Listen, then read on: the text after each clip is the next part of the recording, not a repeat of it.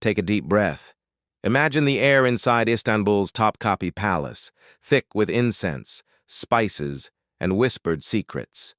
You're standing in the heart of the world's most powerful empire, a maze of gilded domes and silent courtyards where a person's fate could be made or broken in a single moment.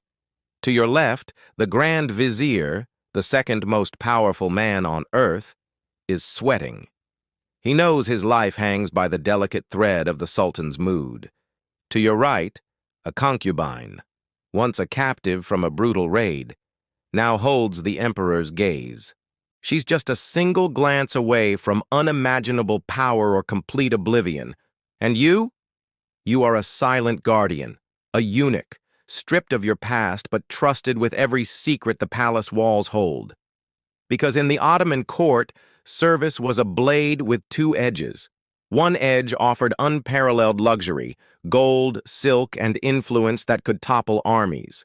The other edge was terrifying, absolute risk, where one wrong word could lead to a swift and silent death.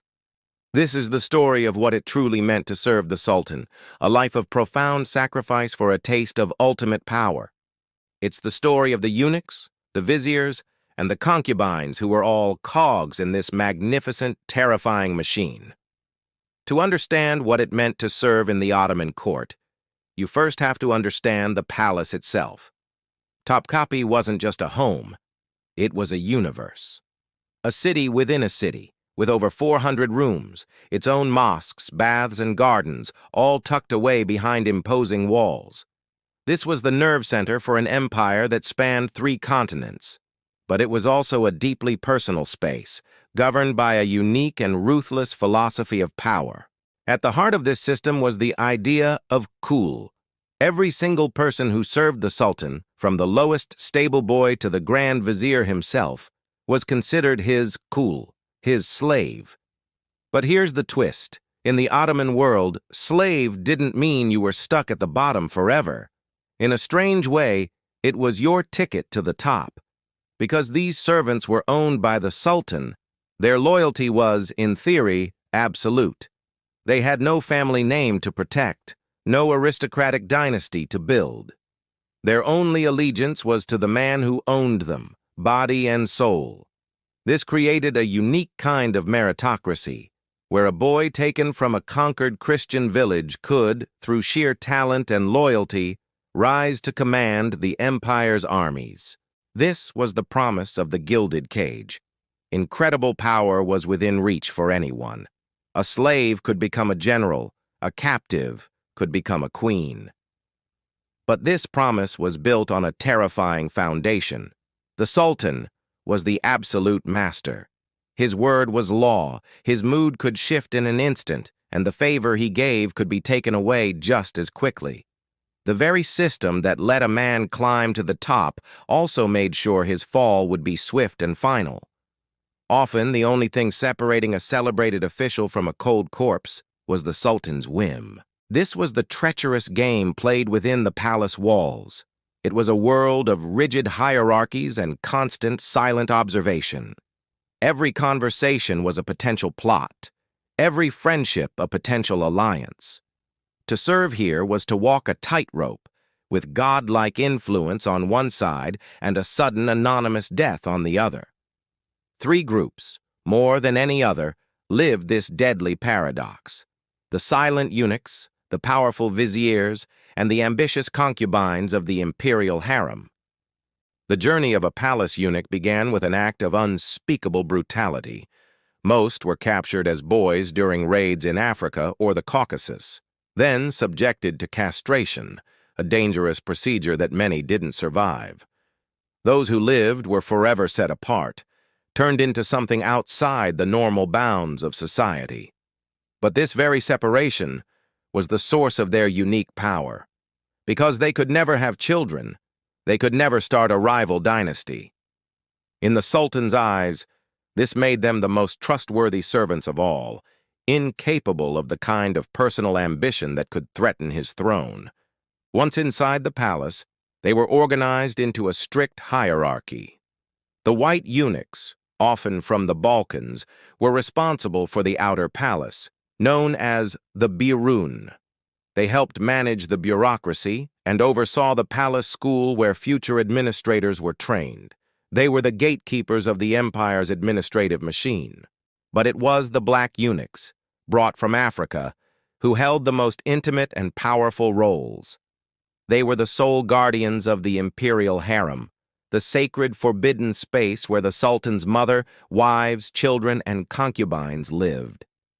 No man, not even the Grand Vizier, could enter the harem without permission. Only the sultan and the black eunuchs had free access. This closeness to the royal family, especially to the powerful women of the court, gave them incredible influence. At their head was the chief black eunuch, the Kızlar Ayası. This man was one of the most powerful officials in the empire. He was the personal link between the sultan and the harem, controlling all communication and managing the immense wealth of the royal women. At the height of his power, the chief black eunuch's influence was second only to the Grand Vizier's, and at times it could even rival or surpass it. Men like the formidable Bashir Aga were known to influence the appointment of viziers and even shape the religious policy of the empire. They amassed huge fortunes and commanded immense respect, acting as the sultan's most trusted confidants. Yet, for all their power, they lived a life of deep isolation. They were feared and respected, but never truly part of the world they helped run. They were men of incredible political power who had been denied the most fundamental parts of a man's life. They were the silent, watchful eyes of the palace, living symbols of the personal sacrifice required to be at the center of Ottoman power. If the eunuchs were the silent guardians, the Grand Vizier was the empire's public architect. As the chief minister, he was second in authority only to the Sultan himself. He commanded the armies, ran the government, and negotiated with foreign powers. His office, the Sublime Porte, was the effective center of the Ottoman world. To hold this position was to wield almost unbelievable power. Many Grand Viziers came from the same kul system as other servants. They were often products of the devshirme, a levy where Christian boys from the Balkans were taken from their families, converted to Islam, and trained for imperial service. This system was designed to ensure their loyalty was to the Sultan alone, not to any rival Turkish families. A man could start his life as a slave and, through sheer brilliance, rise to become the de facto ruler of the empire. Perhaps no story better captures the dizzying rise and terrifying fall of a Grand Vizier than that of Pargalı Ibrahim Pasha, the childhood friend of Sultan Süleyman the Magnificent. Born the son of a Greek fisherman, Ibrahim was captured as a boy. He eventually entered the service of the young prince Süleyman, and the two became inseparable. When Süleyman took the throne in 1520, Ibrahim's rise was stunning. He was appointed Grand Vizier in 1523, a move that shocked the court. For 13 years, Ibrahim was the most powerful man in the empire besides Süleyman. He led Ottoman armies to victory, most famously at the Battle of Mohacs in 1526, which crushed the Kingdom of Hungary. He was a brilliant diplomat and a patron of the arts.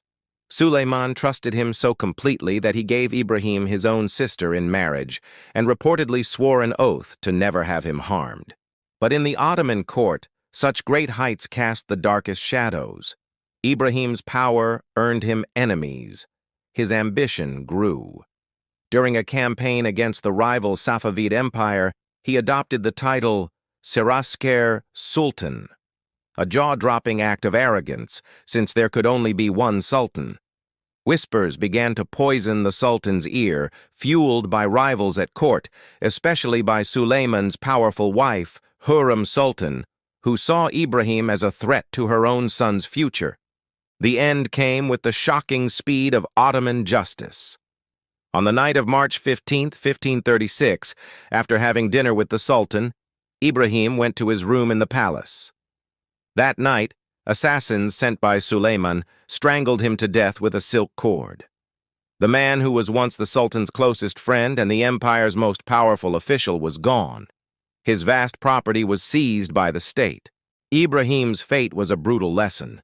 To be a vizier was to be indispensable one day and disposable the next. In an empire where 44 grand viziers were executed by the sultans they served, the greatest threat wasn't a foreign army, but a change in the sultan's heart.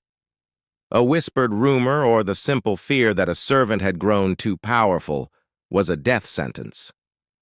Nowhere was the paradox of Ottoman service, of power born from total powerlessness, more real than inside the golden walls of the imperial harem. The word harem comes from the Arabic for forbidden, and it was a world unto itself. For most women inside, it was a prison. But for a select few, it was the ultimate path to power. The women of the harem were almost all non-Muslim foreigners, captured in war, bought in the slave trade, or received as gifts. Upon entering the harem, their old lives were wiped away. They were given new Persian names. They converted to Islam and began a strict education in music, dance, poetry, and court etiquette. Life was a relentless competition. At the bottom were the maids. If a woman caught the sultan's eye and shared his bed, she became a favorite. If she bore him a child, she rose to become one of his official consorts, a Haseki sultan. The ultimate prize was to give birth to the eldest surviving son who would one day inherit the throne. This would make her the Valide Sultan, the Queen Mother, the head of the harem, and the most powerful woman in the empire. The most legendary story of this climb is that of Hurrem Sultan, known in the West as Roxolana. Believed to be the daughter of a priest in modern-day Ukraine, she was captured by raiders and brought to the harem. But her intelligence and charm captivated Sultan Suleiman. She didn't just become his favorite, she shattered centuries of tradition. Not only did she bear him multiple sons, breaking the old one concubine, one son rule, but she convinced Suleiman to do the unthinkable. He set her free and made her his legal wife, something a sultan hadn't done in over 200 years. As Suleiman's wife and most trusted advisor, Hurrem's power was immense. She wrote letters to foreign kings, funded huge public building projects, and played a ruthless game of politics from inside the harem.